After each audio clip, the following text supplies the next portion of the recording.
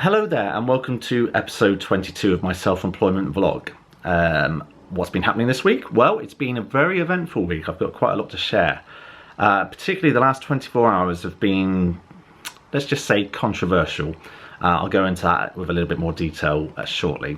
So this week, I wanted to have a much more positive week because last week the weather wasn't good. I didn't really do much, I wasn't very proactive, and I just didn't feel like I achieved much. And so that made me feel kind of restless and a little bit down in the dumps, really. So with the weather being better this week, we had lots of very, very hot sunny days. I wanted to get out and busk and do, as much as I could. So I went from my usual once a week to 3 times a week this time, and it's been good. It's gone well. In particular, I went and busked in a new location for the first time. And I did 2 sessions in the new location and it was okay. It was certainly not enjoyable like my usual pitch. I think very different kind of response, and people in the new location are quite a lot more sort of self-absorbed, and what I mean by that is that lots of people were just walking by with their heads in their mobile phones and not really kind of aware that you're even there or that you exist, and that's not great. My usual pitch, there's a lot more interaction, a lot more people seem to be very much more enjoying what you're doing and asking about what you're doing, and I don't know, just a friendlier, more responsive environment. Now, I had quite a lot of problems on my first session because my speaker froze, and it meant that I couldn't, I tried everything. I tried resetting it and just wasn't having it. So I had to wait for it to completely die, which took a couple of days. Now I had a spare speaker, which actually, to be fair, carried okay on its own, but I had cable issues as well, just lots of problems. And when you're setting up in a new pitch for the first time and you're having all these problems, then it's not ideal. And it didn't help that I had this kind of idiot guy who passed by, and he was like, "Hey, can you play Rocket Man?" And I was clearly trying to sort out a technical problem, and I sort of said to him, "Oh, I'm just trying to sort out a few technical issues." "Oh, can't you play Rocket Man? Come on, play Rocket Man and I'll put some money in." And I was like, "Yeah, okay, well, I'll do my best. I'm just trying to set up." "Oh, don't you know how to play Rocket Man? You don't know how to play it?" I said, "Well, I didn't know." I said to him, "It's not that I don't know how to play it, I'm just not actually able to play it right this second." "Oh, and then he went off huffing and puffing, and then I eventually got my keyboard and everything set up and played a note on the keyboard, and it was all coming through. And as soon as he heard one note on that keyboard, he was back down. "Right, come on then, play Rocket Man, I'll put some money in." I hadn't even sat down on my stool, I hadn't got myself set up and ready, and I just said to him, "I'm not playing Rocket Man at the moment," and he just stormed off. So it was, it just wasn't as pleasurable as my usual location, but that's the life of a busker. You do get people like that, unfortunately. Then I did another session in my usual pitch, which was fantastic. I got a really good turnout of donations, which was great, and tips. People were friendly, and it's just great, lovely experience, and it made me think of my friend Justin, who's been self-employed for a while now, and he talked about his newfound appreciation for the sky, having worked in an office for 10 years. And it was great, it was a sunny day, I was playing in the shade, I looked up and the sky was blue as I was playing, and money was flying into my case, and it was just, that's living. That is living. I was so happy. So it was great. So that was really good. I've had quite a lot of pupils go in recently for exams, for their piano exams, and I've had a couple of results come back in, and I'm really, really pleased and proud that both of my pupils so far, of the ones that have got results, have got distinctions, which is the sort of the highest pass you can get. So I'm really, really happy. I'm really proud of them. They all really deserve it because they've worked so hard, and it's so rewarding, to take them to that point where they do the exam, and then you kind of wish the best for them and hope that it goes well, and when the results come in, it's great, really, really good. So very, very happy with that. I've also had quite a lot of people contact me regarding my Mike Oldfield book, because originally it was scheduled for release at the end of June, and there's been delays because of, understandably, the publisher hasn't been able to work for the last 3 months due to the COVID-19 lockdown. So clearly they've got to kind of you know, try and get back on track and get things out. So so if anyone's watching this and you've put an order in for the book and you're unsure as to what's happening, all I can say is that we're hoping that it's going to be August time.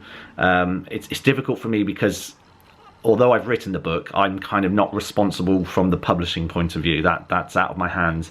But hopefully, you know, August time is where we're looking for. So apologies if you have pre-ordered, but just be patient because of obviously everything that's happened in the last few months. Okay, so my final point, I was going to put this as a separate video, but I've decided it's probably best just to keep it brief.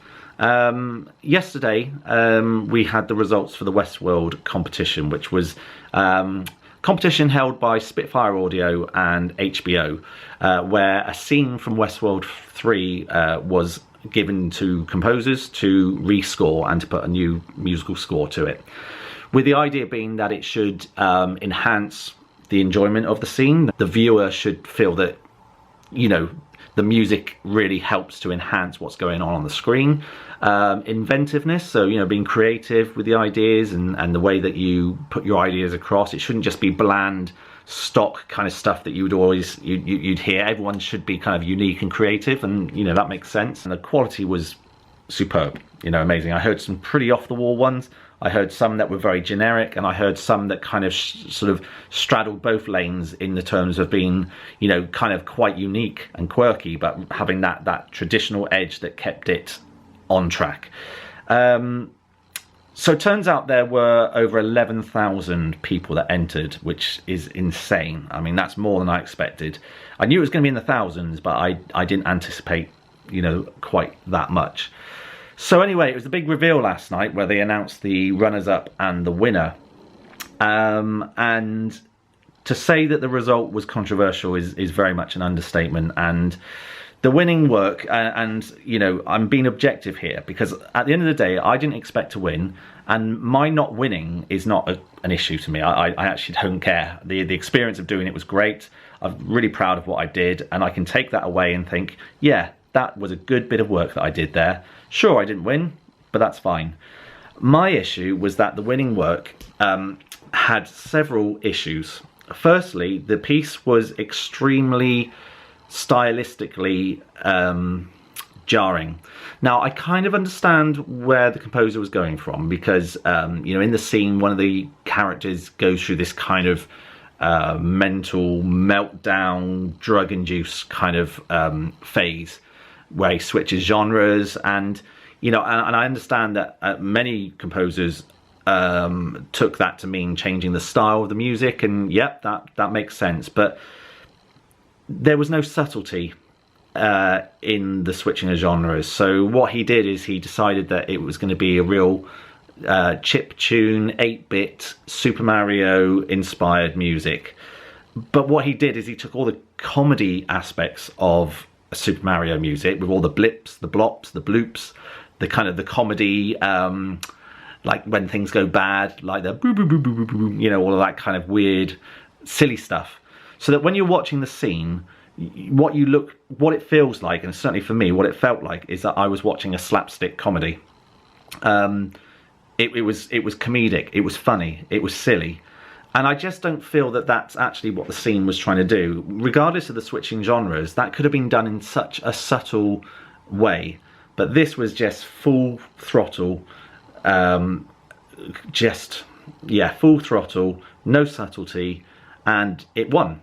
And a lot of people were just absolutely fuming with the result, because a lot of people had put a lot of time and effort in, and I'm not saying that the winner didn't. The conditions of what the judges said they were looking for didn't seem to reflect in the winning result, you know. And at the end of the day, it doesn't matter how creative you are, it doesn't matter how wacky you are, how off the wall you are, that shouldn't be a prerequisite for winning, because you still have to have substance, you still have to have meaning behind the music. You can't just go crazy for no reason. That's not how it should work. And it's a very, very fine line, and I think that's the line of genius. Someone who can do something that is really off the wall, but for the sake of the art, not as a way of generating shock value, not in terms of, you know, getting thumbs up and likes because of the way that it's been done. I've been following the kind of the thread of it all about whether some of the terms were broken in terms of not being able to, well, we weren't allowed to tamper with the video or do anything to edit it in any way. And the winning entrant has edited things. He's added effects to some of the dialogue tracks, and there's things that he's done that, you know, whilst aren't major, are clearly a violation of the terms and conditions. So that's my, you know, that's the first major thing. People aren't necessarily saying that him and JJ Abrams are best buddies, although some are, but they are saying that at what point do you draw the line between having some kind of tie or connection with the judge. And again, this was also specifically put in the terms and conditions that you were not to have any ties to Spitfire Audio or any members of the judging panel.